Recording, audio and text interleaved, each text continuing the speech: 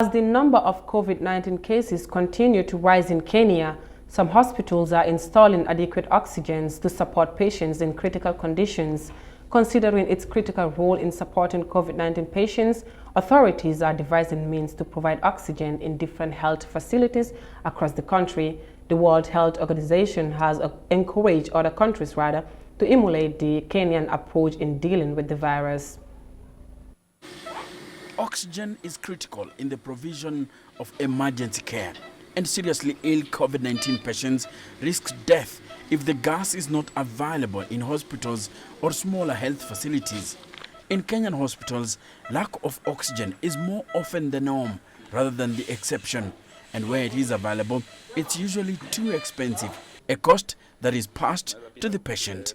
Many private hospitals charge about $20 per hour, which means medical bills run into thousands of US if the patient has been on oxygen support continuously for a month. And given the importance of oxygen in the management of COVID-19, the World Health Organization has added it to the list of essential medicines that hospitals must have. The WHO recently lauded some Kenyan hospitals for installing gas plants. Anthony Chwoni, a biomedical engineer at Kenyatta University Hospital, says installing a gas plant is not only cost-effective, but it is also essential if many lives are to be saved. All around, we supply the oxygen 24/7. So at any given time, our hospital will never lack in oxygen, which is a key fighting component for the COVID-19 patient. Most of the patients require oxygen therapy. Mainstream hospitals relying on vendors to supply oxygen are spending an average of $100,000 a month on it, according to some sources. But for those that have invested hundreds of thousands of US into gas plants, they have enough oxygen for their needs and excess to support other hospitals. Kenyatta University Hospital is now supporting neighboring hospitals during the pandemic.